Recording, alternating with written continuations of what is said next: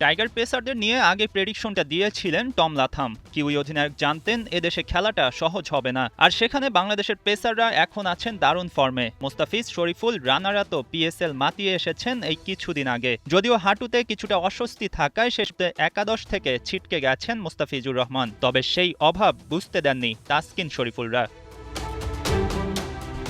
প্রথম শিকারটা শরীফুলের হাত ধরেই আসে। হেনরি নিকোলসের স্টাম্প সরাসরি উড়ে যায়, কিছুটা ইনসাইড এজ হলেও রক্ষা হয় না। পেশোয়ারের জার্সিতে খেলেছেন কিছুদিন আগেই, সেই অভিজ্ঞতা নিশ্চয়ই কাজে লাগছে মিরপুরে। যেই মিরপুরের পিচ নিয়ে থাকে নানা সমালোচনা, সেই মিরপুরে পেসের আগুন ঝরিয়েছেন নাহিদ রানা, তাসকিনরা।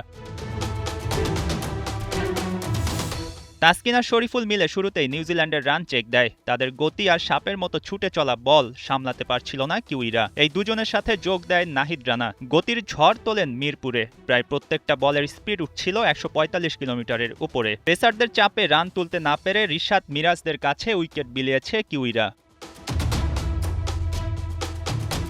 বাংলাদেশের বোলিংয়ের যে উন্নতি পেস বোলিং ডিপার্টমেন্ট সেটা চোখে আঙুল দিয়ে বারবার দেখিয়েছে। এমনকি একাদশ সিলেকশনেও হয়তো নির্বাচকদের কিছুটা ভাবতেই হয়। যদি বেস্ট 11-এ খেলে ৩ পেসার, সেখানে কোন ৩ জনকে তারা সিলেক্ট করবে? এমন মধুর সমস্যাই তো চায় যে কোনো দল, যেখানে প্রতিপক্ষ অধিনায়ককেও ভাবতে হবে এদেশের পেস ইউনিট নিয়ে।